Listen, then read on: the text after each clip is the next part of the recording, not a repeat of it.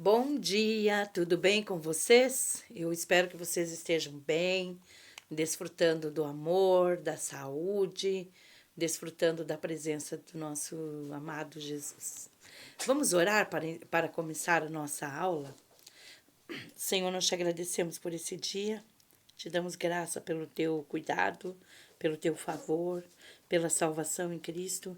Te louvamos, Senhor, pela nossa caminhada, que tem sido, ó Deus, uma caminhada longa de estudo na tua palavra, mas eu creio que ela pode fazer mudanças drásticas, mudanças grandes em nossas vidas, produzindo transformação, entendimento. Ajuda-nos a guardar para Pai, os teus ensinamentos em nosso coração e que o Espírito Santo seja o nosso guia, o nosso condutor, que tudo quanto nós aprendermos, tudo quanto ouvirmos, possamos guardar, Senhor. Vem abençoar cada família, Senhor, cada vida que está estudando, cada um que está interessado, Pai, em conhecer as tuas promessas, os teus princípios, os teus ensinamentos. Sê conosco em nome de Jesus. Amém. Muito bem. Eu espero que vocês estejam gostando das nossas aulas. Nós estamos, vamos dizer assim, chegando, né, na fase final do nosso estudo do Antigo Testamento. Não quer dizer também que nós não tenhamos muitas promessas ainda e riquezas a descobrir na palavra de Deus e que em nome de Jesus você possa estar aprendendo cada dia.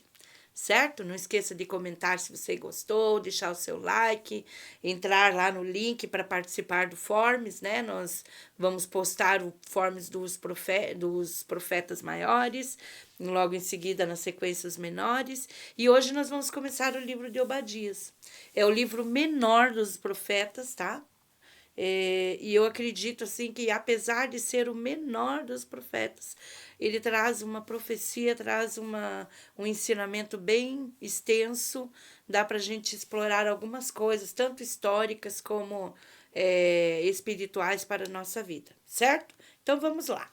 O título do livro, Obadias, significa servo do Senhor. Era um nome comum no Antigo Testamento, semelhante a Onésimo no Novo Testamento, Abdullah em árabe, Pedro, João aqui no Brasil, né? E então, para nós parece bem diferente, né? Não vejo muitas pessoas com esse nome de Obadias. O autor do livro, tá? Nada se sabe a respeito desse profeta, exceto que ele estava em Jerusalém e na ocasião em que Edom atacou a cidade e como um servo ele encobre sua pessoa. Quer dizer, ele não faz tantas referências a si mesmo, apenas a sua mensagem, certo? Qual que é o cenário histórico do livro de Obadias? Ele foi escrito em 845 a.C., aproximadamente, e o livro de 1 Reis 8, 16 a 22, segundo Crônicas 21, vão trazer alguns relatos a respeito desse profeta, certo? Então é uma das profecias que mais dificuldades oferece para ser datada, tá? Os conservadores dividem-se entre os que aceitam uma data anterior ou posterior, dependendo de como consideram a calamidade de Jerusalém. Então, esse é o foco para que possa ser considerado, né, a data mais ou menos. Lá no capítulo 10, nos versículos 10 a 14, né? Então, ele vai falar a respeito dessa calamidade que aconteceu em Jerusalém. A cidade foi pilhada 5 vezes durante a monarquia e os profetas, né? E aí nós vamos ver aqui nesse cenário histórico o que aconteceu, né? Sobre todo esse contexto dessa profecia de Obadias contra os edomitas, tá? Então vamos lá, vamos ver o quadro. Lá em 926, pelo Egito, quando Roboão governava Judá. Então, lá, 1 Reis 14, do 25 ao 26, vai falar logo, Roboão é o filho de Salomão, então nós estamos falando lá de muito no começo de Israel como nação, certo? Inclusive, Roboão foi o primeiro rei de Judá, certo? Por quê? Porque Saul, Davi e Salomão, eles governaram Israel como um todo, mas Roboão ele fica com apenas as duas tribos, né? Benjamim e Judá.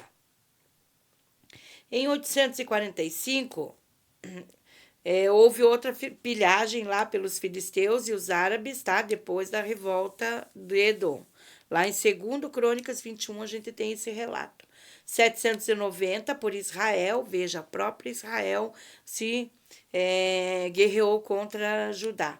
Quando Joás governava Judá, lá em 2 Crônicas 24, versículo 23 e 24, 597 por Nabucodonosor, né, quando Joaquim foi exilado, aí isso daí a gente já viu, já reviu toda essa história, né, lá em 2 Reis 24, do 10 ao 16, dá um resumo, e 586, quando a cidade é completamente destruída, tá?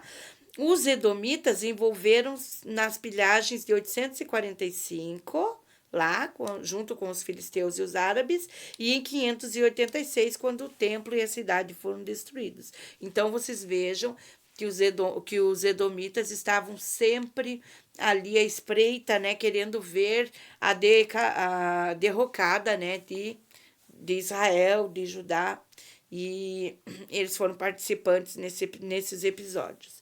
Então, a data de 845 é a mais provável pelas seguintes razões. O livro foi colocado na primeira parte do cânon, ou seja, ele está junto com Oséias, Joel, Amós, Obadias, né, Jonas e Miqueias, que são o primeiro grupo, certo?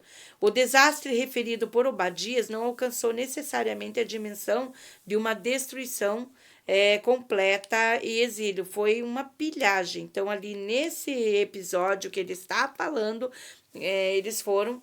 Pilhagem quer dizer o quê? Houve guerra, houve algumas coisas, mas não foi aquele final lá que a gente vê em 586, né?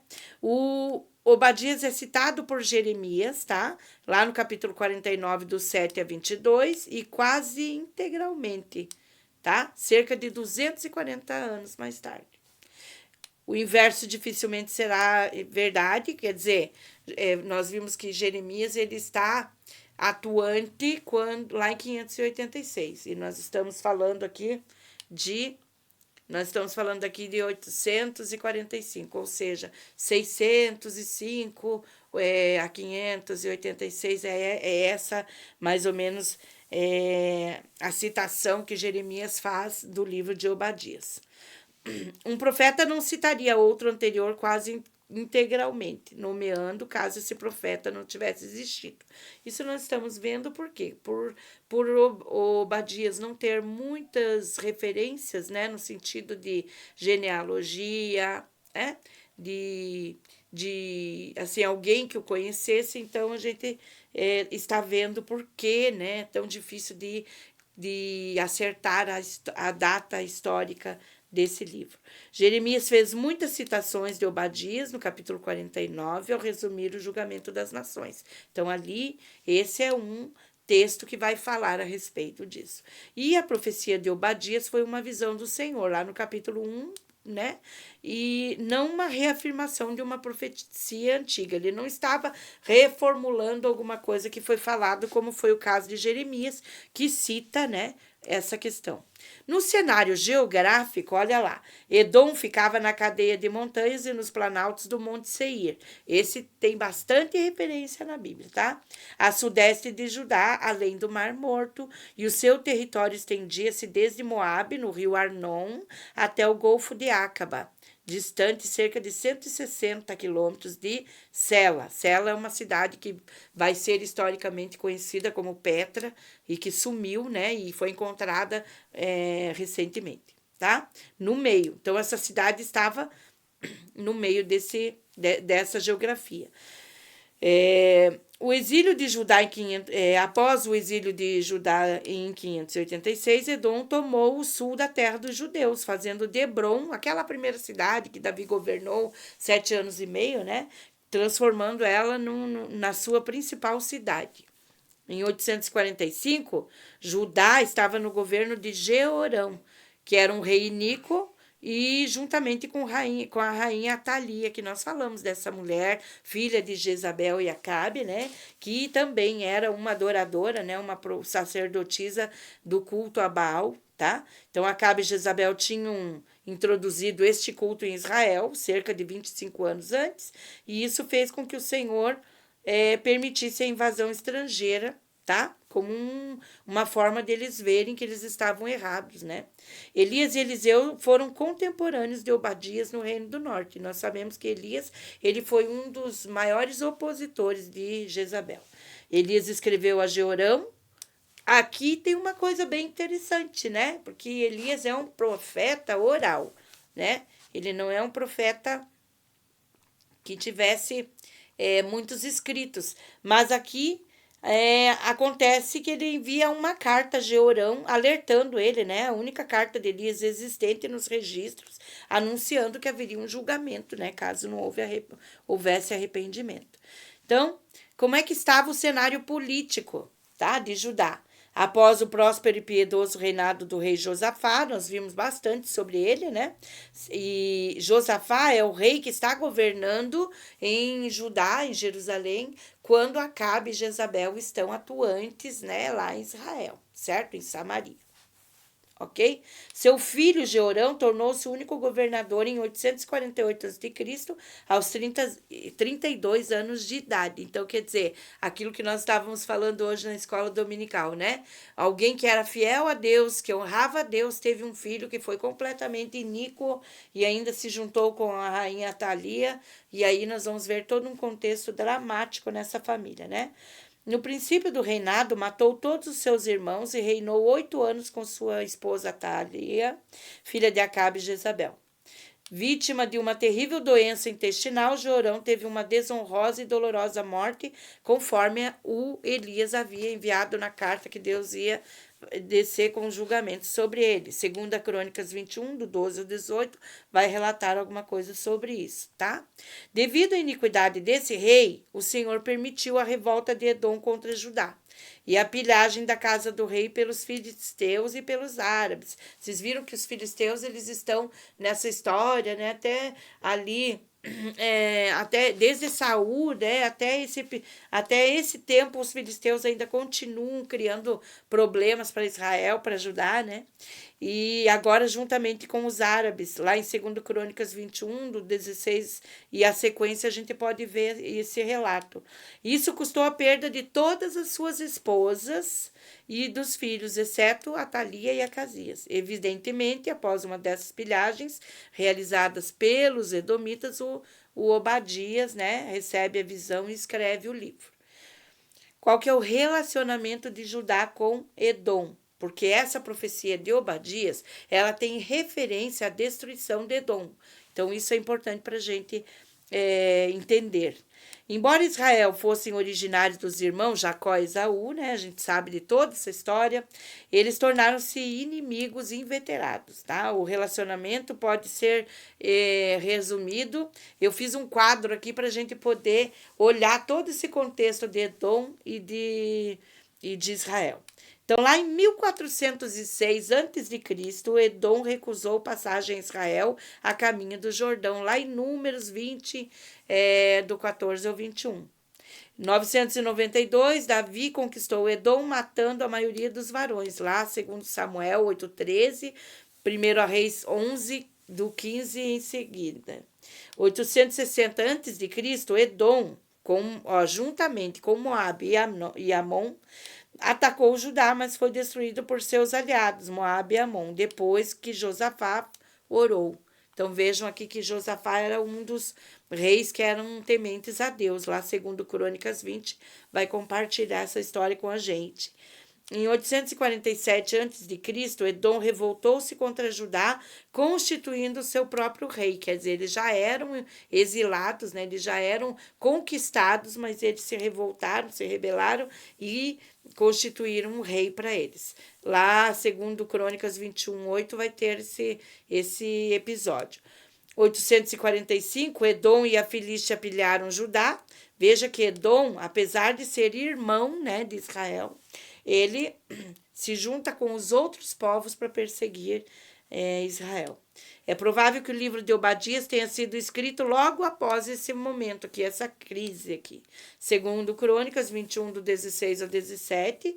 E lá em 785 a.C., Amazias atacou Edom, matando 20.000 homens. Segundo Crônicas 25, 11 e 12. Quer dizer, briga para lá, briga para cá. 735 a.C., Edom revoltou-se novamente, levando muitos cativos, lá em 2 Crônicas 28:17, a gente vai ver essa história. 586, que é o ano da destruição de Jerusalém, Edom vingativamente ajudou a Babilônia a destruir Jerusalém e por esse motivo foi-lhe permitido estabelecer-se na parte sul. Quer dizer, como prêmio por ajudar a Babilônia, eles se estabeleceram na parte sul de Judá. Salmo 137, aquele salmo que diz assim, lá no final, né? Como nós poderíamos cantar ou tocar as nossas harpas, né? Nós temos saudade de Jerusalém. Aí ele diz assim, fala sobre Edom e ele diz assim, feliz aqueles que derem com os teus filhos nas pedras. Olha que o ódio entre essas nações era muito grande, né? Ezequiel 25:12 vai relatar também essa história. 300 antes de Cristo, agora a gente já está ali no período interbíblico. As cidades e terras de Edom foram tomadas pelos árabes nabateus, forçando os edomitas a irem para o centro-sul de Judá. Então, aqui já é um período para além do Antigo Testamento, entenderam? Aquele meio lá, aquele intervalo de 400 anos que a gente reconhece como período interbíblico. 165 a.C., Judas Macabeu tomou Hebrom, que tinha se tornado a capital dos edomitas. Lá, Hebrom era aquela cidade, né, que Davi governou durante 7 anos e meio, tá? Depois ele conquista Jerusalém, e então, nesses episódios aqui de pilhagens, os edomitas tomam essa cidade para ser a sua capital. Também está lá no período interbíblico. Essa história de Judas Macabeu, de João Hircano, são bem interessantes para a gente, um momento, olhar para isso. 126 a.C., João Hircano subjugou os edomitas. Agora ele já tem outro nome, tá? Foi uma mistura ali de árabes com Edom, olha lá. Agora chamados de idumeus, e forçou a serem circuncidados com os judeus, tá? Então, como eles habitavam ali, João Hircano subjugou e acabou acontecendo isso, tá? E é importante a gente guardar esse nome Idumeu, que vem dos edomitas e outras nações que se juntaram ali. 40 a.C., e aqui vai aparecer uma personagem importante, né, para a história do Novo Testamento, Herodes, o Idumeu, e agora nós vamos entender também o ódio de Herodes, né, o seu ciúme. Sucedendo a seu pai Antípater, tornou-se rei da Palestina, conquistando Jerusalém em 37 a.C., certo? Olha aqui nós estamos falando ali já dos inícios da vida de Jesus, certo? 70 depois de Cristo, os edomitas aliaram-se aos romanos para destruir e arruinar Jerusalém. A seguir, eles desapareceram das páginas da história como povo, sendo assimilados pelos árabes nabateu do sul de Judá. Ou seja, deixaram de existir. Foi o prêmio que eles ganharam por perseguir Jerusalém, né? E então a profecia sobre esse povo, né? Os edomitas. Vocês lembram de Edom? Edom era aquele filho, né, de Esaú. E inclusive ele conquista uma terra. Ali o Esaú conquista uma terra e ele chama esse lugar de vermelho, isto porque esse lugar é um lugar extremamente diferenciado, né? Nós vamos ver ali logo a constituição da próxima cidade naquele lugar, mas o lugar era vermelho. E vocês lembram de Esaú, quando ele troca com Jacó o guisado lá de lentilhas, né? Pela sua primogenitura? Tudo isso, olha, está alinhavado nesse contexto aqui, do Edom, né? Então, qual que era o cenário político, tá, de Edom? Os edomitas eram um povo orgulhoso, ousado, conhecido pela sua sabedoria e força, viviam nas escarpas das montanhas que lhe davam isolamento e proteção, e os planaltos forneciam os pastos, então o lugar era um lugar maravilhoso, tá?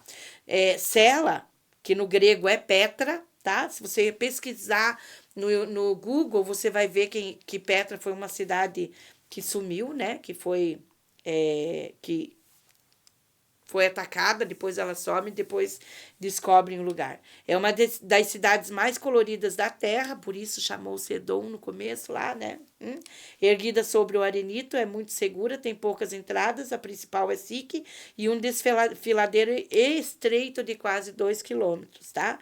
Então, eu fiz uma foto aqui, né?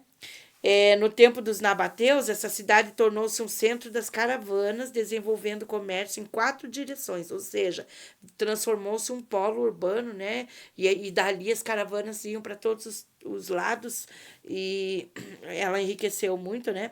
Sobreviveu como um grande centro até 630 depois de Cristo, quando foi devastada pelos árabes muçulmanos e ficou perdida para o mundo até ser redescoberta em 1812. Então, ela se destacava pelo solo, né, pela sua geografia, pelo solo. O livro de Obadias, ele tem 2 objetivos. É anunciar a destruição de Edom, devido à sua violência e vingança contra Israel e o povo de Deus, e reafirmar o triunfo do monte de Sião, no dia do Senhor, quando Israel possuirá a terra de Edom, a cidade invulnerável. Quer dizer, é tão invulnerável que Deus, né, que vai ser conquistada. E não será mais Monte Seir, mas Monte Sião. Ou seja, o centro, o polo da espiritualidade, né? Monte Sião. Certo? Quais são as contribuições de Obadias? O triste destino do filho favorito de Isaac. Uma lição sobre o perigo do rancor na família. A inimizade no seio da família de Jacó produz manchetes internacionais até hoje no Oriente Médio. Então, quando a gente olha aquelas discussões, as brigas, os árabes, os palestinos ali se encrencando, isso aqui está originário lá nesse momento tão antigo, né? O livro é pequeno, mas tem um prólogo bem grande, porque ele vai relatar, né? Ó, Gênesis 25, Isaías 63, 1, Malaquias 1, 4, todo ele é endossado por esses textos aí que vão trazer toda essa história da origem de Edom. Sua mensagem não pode ser compreendida sem o conhecimento relacionado ao passado, ou seja, da onde saiu Edom, quem era, né? Quem era esse povo? Por que eles tinham tanto ódio de Israel? Então a gente volta lá em Gênesis, vai ver a história de Esaú e Jacó. Depois a gente vê que eles perseguiram Israel mesmo quando Israel saiu do Egito. Isaías 63 vai fazer uma referência e Malaquias também. Ou seja, olha a importância da gente conhecer o Antigo Testamento como um todo, né? Uma riqueza para nós. A seguir, nós vamos ver alguns pontos da história de Edom, certo? Então, ela começa com a disputa entre Jacó e Esaú, né? E aonde acontece aquele episódio, né? Que que a mulher de Isaac, né? A Rebeca, ela se junta com Jacó e armam aquela estratégia para tirar a primogenitura de Esaú, porque Esaú era o filho predileto de Isaac, certo? Lá em Gênesis 25, 27, nós vamos ver essa história. A inimizade e a amargura de 20 anos diminuiu um pouco quando Jacó teve um encontro com Deus e voltou. Lembram dessa história que Deus luta, né? Que a gente vai ver que o anjo luta ali com Jacó e muda o seu nome para Israel, lá em Gênesis 32, 33. Aí ele se encontra, né, com Esaú, eles fazem as pazes, ó, entre aspas, né? Porque a gente viu que como o povo não funcionou, né? Essa como que eu disse, essa restituição, como que eu posso falar? Esse pacto de paz entre os irmãos ali. Sua inimizade tornou-se nacional quando Israel voltou do Egito, apesar do Senhor ter ordenado a Israel que não se vingasse. Então, lá Números 20, do 14 ao 21, vai relatar que Edom não quis dar passagem, tá? Para Israel. Deuteronômio 2,5 vai repetir essa história. Essa inimizade entre Israel e Edom continuou por 1000 anos, olha, desde Moisés até Malaquias.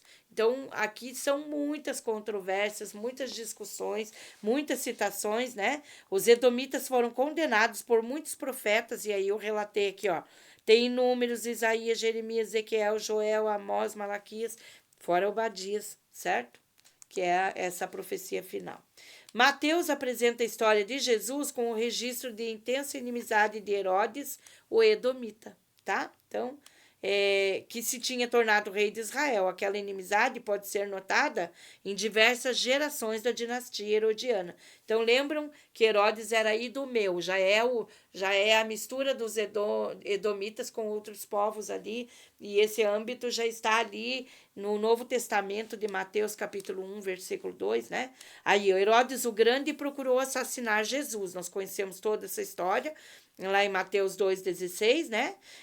Herodes Antipas tinha assassinado João Batista, procurou matar Jesus, humilhou cruelmente no julgamento da sua morte. Então, também nós vamos ver isso nos relatos de Mateus, de Lucas, né, dos evangelhos. E Herodes Agripa matou Tiago e tentou matar Pedro. Então, toda a história da igreja, Atos 12 vai contar essa história aqui, né? Toda a história da igreja tá, nós vemos essa família aqui sendo uma família vingativa, né? E tentando destruir a descendência de Jesus.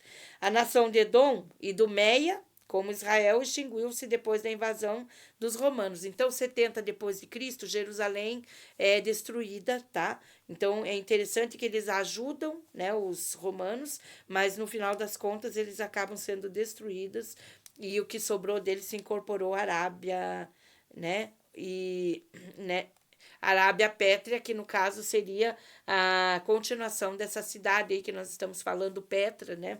Uma das cidades mais importantes da época. Os edomitas são muito criticados pelos profetas devido à sua renomada que o Messias destruirá quando vier. Então, até Apocalipse nós vamos ver falar disso, né? Isaías 34, do 1 ao 8, 63, de 1 a 4, Malaquias, de 1 a 4, vai relatar, então, toda essa crítica com bastante, como é que eu posso dizer assim, direito, né, pelo que aconteceu.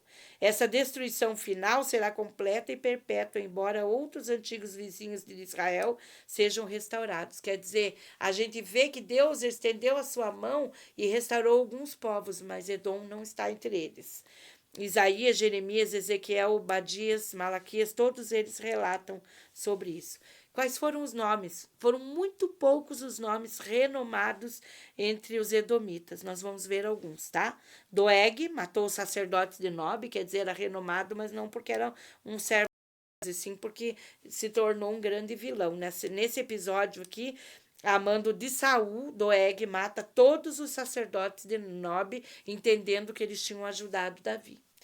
Haddad, inimigo de Davi em 1 Reis 11, do 14 sequência, e Herodes, que tentou matar o Messias, lá em Mateus 2,16.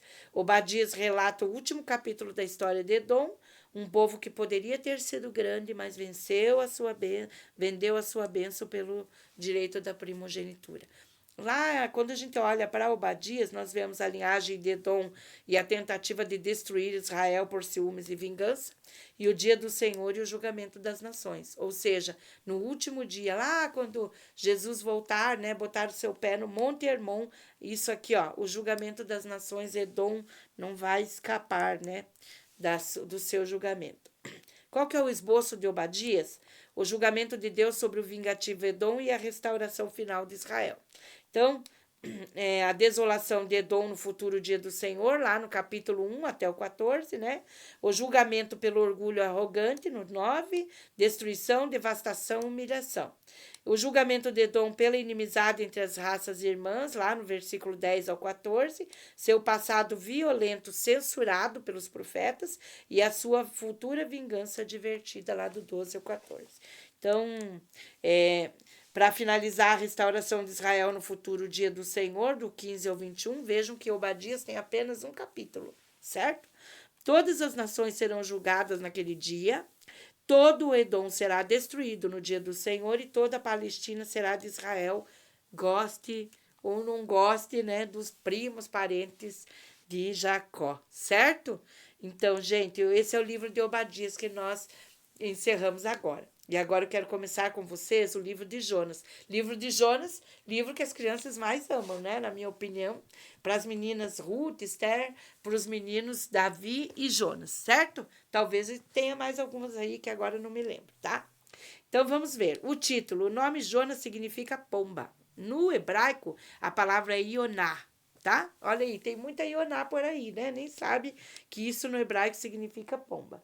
E esse profeta foi mandado pelo Senhor como um mensageiro da paz a Nínive, embora sua atitude tenha sido de um gavião. Olha, então assim, Deus resolve mandar um pombo lá, né? Um correio lá para dizer para Nínive que eles precisavam mudar de vida, e ele chama então Jonas para isso, certo? O autor foi provavelmente Jonas, claro, apesar de ter sido escrito na terceira pessoa e ameaçar a autoria do profeta. Talvez ele tenha escrito como uma acusação tanto a si como a própria nação de Judá, né, pela atitude sem misericórdia para com os pagãos. E o fato é que no final dos ninivitas correspondem no final do livro, né, os ninivitas correspondem à misericórdia de Deus. Né? Na verdade, isso dói tanto para Jonas que ele fica, né, muito em crise. Ele é identificado como profeta de 2 Reis 14:25. Ele é o filho de Amitai. Sua cidade era Gat-Hefer, uma pequena aldeia de Zebulon, mais ou menos a 3 quilômetros de Nazaré, que aqui na época era que tinha esse nome, mas que agora tem o nome de Mashad, né? Masrad, né? A tradição judaica diz ser ele o filho da viúva de Sarepta. Olha isso, novidades para nós, né? Mas vejam, é na tradição judaica, tá? A Bíblia não diz sobre isso. Diz ser o filho da viúva de Sarepta, que foi ressuscitado por Elias. Isso nunca teve uma confirmação, tá? É um ensinamento da tradição judaica, que é muito levado em conta quando a gente pensa na história dos judeus, tá? Jonas profetizou no começo do reinado de Jeroboão II, anunciando a Israel que o Senhor teria misericórdia dele e lhe concederia um desenvolvimento nacional. Nós vimos isso no livro de Amós, né? Foi-lhe dispensada essa misericórdia apesar da iniquidade. Não é que o rei fosse bom, é que Deus era muito bom mesmo, misericordioso, né? Estimulando eles a um arrependimento, que não aconteceu, certo? Segundo Reis 14, do 23 ao 28, vai relatar essa história pra gente. Então, a data que foi escrito aproximadamente foi 765 a.C., e a profecia foi proferida no reinado desse rei, Jeroboão II, né, de 793 a 753, conforme 2 Reis 14:25. A visita de Jonas a Nínive ocorreu provavelmente no fim do seu longo ministério em Israel, mais ou menos em 75, e o profeta escreveu o livro após o seu retorno e procurou por meio dele ministrar a Israel. Ou seja, depois que ele volta de lá, ele faz um relato, né? Qual que é a historicidade desse acontecimento, né? Ele tem sido desafiado pelos críticos, tá? Do mesmo modo que Gênesis 1:11 da Bíblia, tá? Tornou-se uma prova de fogo com uma aceitação da infalibilidade. Muito se discute, né, pelos milagres, tá? Mas do mesmo modo que Isaías e Daniel são um teste de fé devido às profecias, o livro de Jonas tornou-se um teste de fé devido aos seus milagres inacreditáveis, certo? Há 2 pontos da história básicos na história de Jonas. O alegórico, aquele que a gente fala, né? Que você conta a história, que você usa de ludicidade, e o literal ou histórico. E aí a gente vai olhar para isso. O primeiro afirma que a história é um mito ou uma figura fictícia para transmitir uma verdade espiritual semelhante às parábolas, tá? O segundo ponto de vista reconhece como história verdadeira. É óbvio que ela deve ser reconhecida como autêntica, porque ela tem algumas questões que comprovam isso. Vamos olhar? A primeira é apresentada como verdadeira, referindo-se ao povo e aos lugares antigos específicos, e não dá indicação de ser fictícia. Então, existia Nínive, existia o profeta Jonas, né? Jonas é identificado como filho de Amitai, uma parábola normalmente não tem genealogia, né? Em 2 Reis 14:25, e também em Jonas. A tradição judaica, sem exceção, testifica essa historicidade e da sua experiência. Cristo falou sobre isso quando ele fala sobre os 3 dias, né? Mencionando ambos os milagres como sendo acontecimentos verdadeiros, lá em Mateus 12, lá em Lucas 11:29, e ele associa a historicidade de Jonas com a história de Salomão, além dele própria, né? O livro afirma que o grande peixe que deu a Jonas um bom alojamento no mar foi preparado pelo Senhor. Esse peixe pode ou não ser uma baleia comum. A história secular conta que tem casos que aconteceram parecidos com esse, embora o registro não dependa de tais confirmações. Quer dizer, a gente crê porque crê, não porque teve outros casos dessa forma, né? Não aceitar essa história como verdadeira em virtude dos seus elementos miraculosos é questionar a estrutura sobrenatural da Bíblia. A gente viu, por exemplo, que o Egito, né? Que quando Israel sai do Egito, quantos milagres aconteceram, né? E aí a gente vê então, por exemplo, muitos arqueólogos, muitos estudiosos tentando negar isso, bem no fim a gente viu lá, não sei se vocês já ouviram falar no livro E a Bíblia Tinha Razão, nós vimos também os arqueólogos, né, que descobriram as rodas das carroças, das bigas, né, lá no fundo do mar, né, a passagem que eles chamam ali na praia de Nueiba, né, então assim, por mais que tentaram negar, as evidências existiram e estão aí, né? Elias e Eliseu também teriam de ser rejeitados a julgar por esse prisma. E aí a gente vê também o caso de Elias, né? O que ele faz lá, os seus milagres, né? Eliseu também, que fez o dobro, né? Então, quando a gente olha pelo lado dos milagres, não há como refutar o livro de Jonas, certo?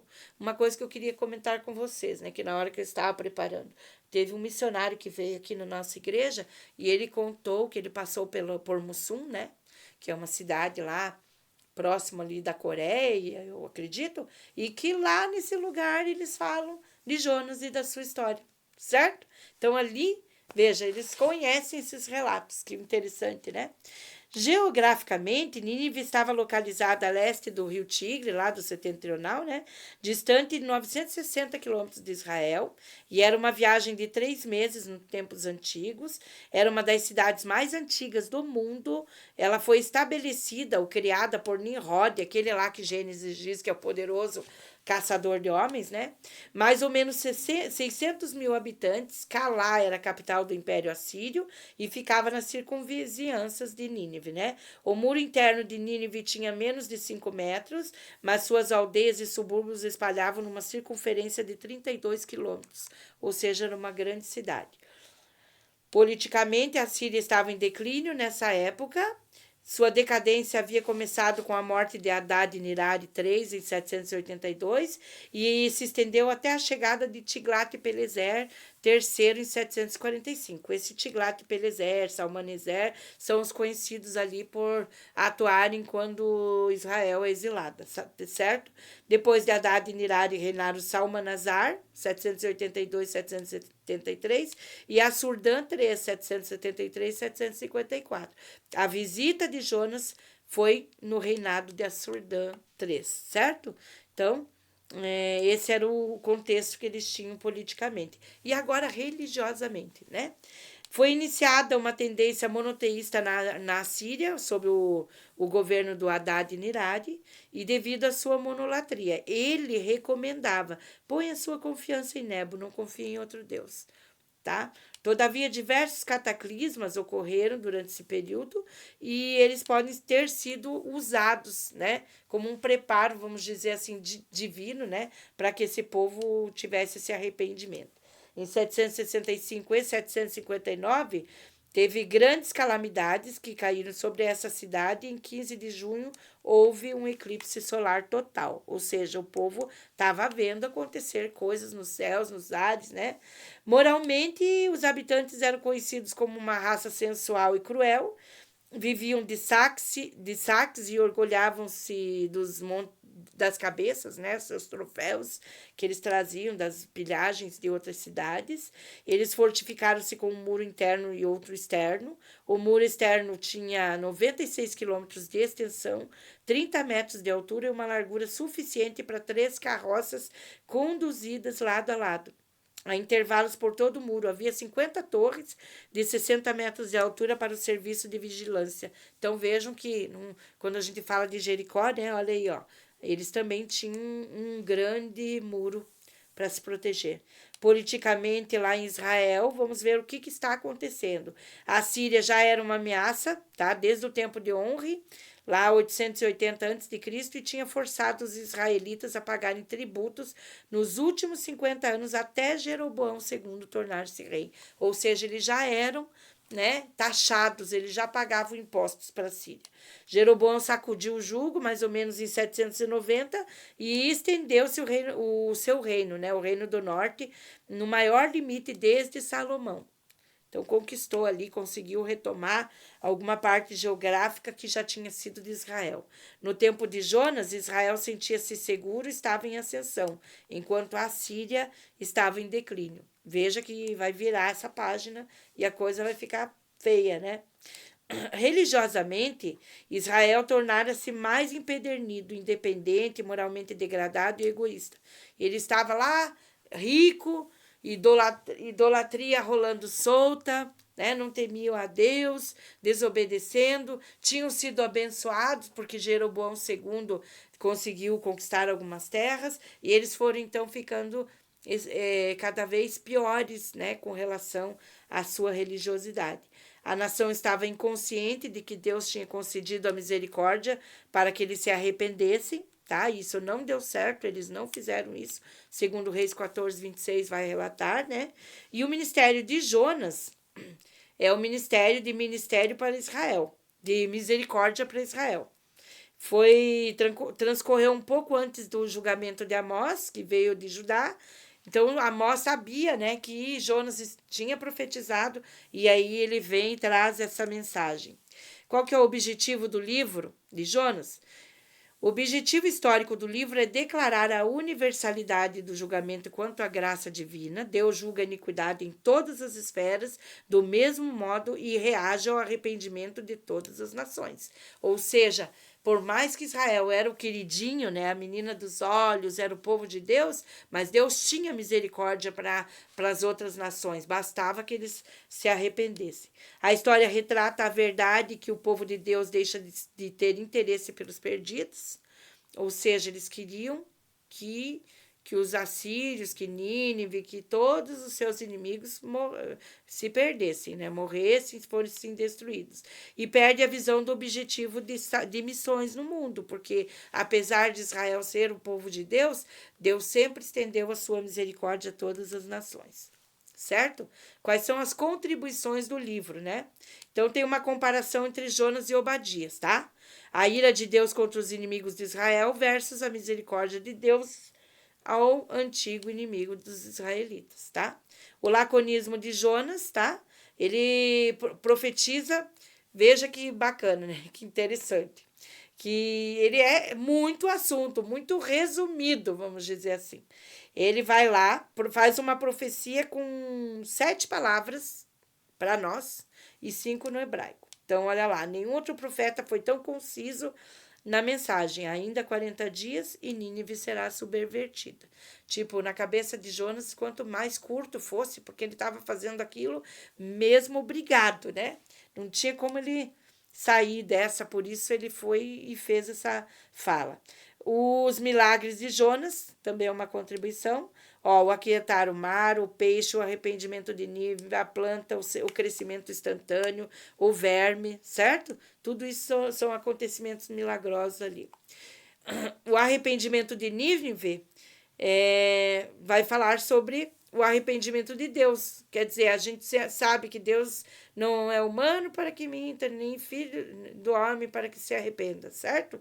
Mas Deus teve compaixão dos ninivitas. Então, quando a gente vê falando sobre o arrependimento de Deus, nós estamos falando em que, havendo arrependimento, né, o julgamento pode ser cancelado, adiado, como nós vimos aqui, tá? O arrependimento de Jonas, né, lá dentro da barriga do peixe, e primeiro para ir a Nínive, né? Segundo por ter proferido a profecia, porque ele queria mesmo que o povo fosse destruído, certo? O lugar de Jonas no ritual judaico, ele é leitura obrigatória no culto da tarde do dia da expiação, e o livro da misericórdia universal de Deus, falando em missões, certo? Deus sempre está interessado em que as nações se convertam.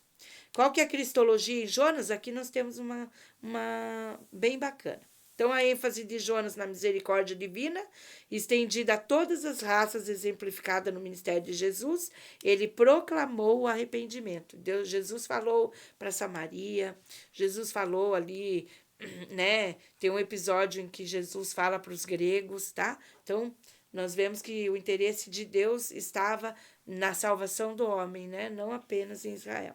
A experiência de Jonas no ventre do peixe como o antitípico de Cristo, durante 3 dias e 3 noites, ele mesmo cita, né?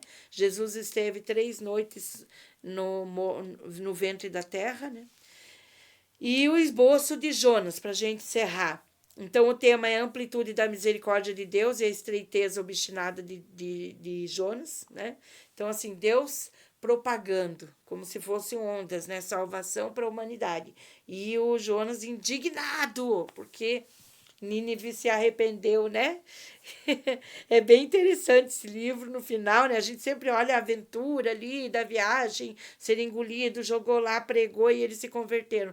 Mas quando a gente olha a atitude de Jonas lá no final, é surreal. Então, o salvamento miraculoso de Jonas no Ocidente, a rebelião do profeta e a grande tempestade, o arrependimento de Jonas dentro do peixe, o arrependimento miraculoso de Nínive no Oriente, nova comissão de Jonas e o grande reavivamento, e o descontentamento de Jonas e sua repreensão. Então, esse final aí, Jonas fica muito bravo, né? Porque Deus não destrói Nínive. Ele queria falar aquilo e ter certeza que aquele povo ia ser fulminado, e isso não acontece. Aí ele entra numa deprê ali, Deus lida com Jonas, né? E então a gente vê que depois o livro é escrito. E nós, como nós podemos pegar essas duas histórias e trazer para a nossa vida para finalizar então esse nosso encontro? Quando eu falo de Obadias e lembro da família que foi, né, dividida ali, que houve essa rixa, essa vingança toda, esse confronto que durou 1000 anos, como a gente viu, depois se propaga, né, por toda a história. Então a gente vê que vale a pena lidar com os nossos conflitos familiares, né? Então, pai e mãe, né? Nós vimos que Isaac tem preferência por Esaú, Rebeca por Jacó, e acontece toda essa tramóia aí. Então, como nós podemos lidar com isso? Como nós podemos executar, por exemplo, usar, né, o perdão de Deus, né, que não houve, porque nós vimos que Israel, que Jacó e Esaú, eles fazem aliança, eles entre eles, mas os povos que originaram-se dessa família se odiaram durante todo ao longo dessa história, e como nós vimos ali, até hoje a gente vê os relatos nas páginas, né, na mídia sobre as questões do Oriente Médio, tudo em família. Estão vendo? Isso é uma coisa para a gente abordar. A segunda coisa que a gente pode abordar é: você tem amado os perdidos que estão à tua volta, ou você deseja mesmo que as falas, né, que o julgamento venha sobre eles e que não haja perdão, né? Isso é uma coisa que nós precisamos lidar. Nós, como filhos de Deus, todos nós temos uma Nínive para conquistar, todos nós temos pessoas que estão à nossa volta e precisam conhecer a Jesus, e muitas vezes a gente diz: aquele ali é um rebelde, né? Vai vir a ira do Senhor sobre ele. Nós sabemos que João, né, o apóstolo João, ele era assim, né? Teve um episódio que ele disse: Senhor, faça descer fogo do céu e queimar essas pessoas. E aí, né, nós vemos depois o João, o apóstolo do amor, né? Filhinhos, amai-vos uns aos outros. Então, isso eu gostaria de trazer para a nossa reflexão. No nosso próximo encontro, nós vamos falar sobre o livro de Miqueias, né, que é um livro lindo, vai falar sobre o Messias e também sobre Naum. E eu quero me despedir de vocês hoje, então, pedindo que vocês reflitam, né, que vocês pensem sobre tudo quanto nós temos estudado. Cada livro traz uma lição, cada profeta tinha uma mensagem, né? E que nós possamos, então, pôr em prática as palavras do Senhor. Um grande beijo para vocês, Deus abençoe. Eu desejo a vocês uma semana maravilhosa, de muitos estudos, e que, em nome de Jesus, nós possamos guardar, né, os seus princípios, os seus ensinamentos, as suas práticas, a sua correção, né, para a nossa vida, para que nós possamos modelar a nossa vida ao caráter de Jesus Cristo. Amém? Um grande beijo para vocês. Até a próxima.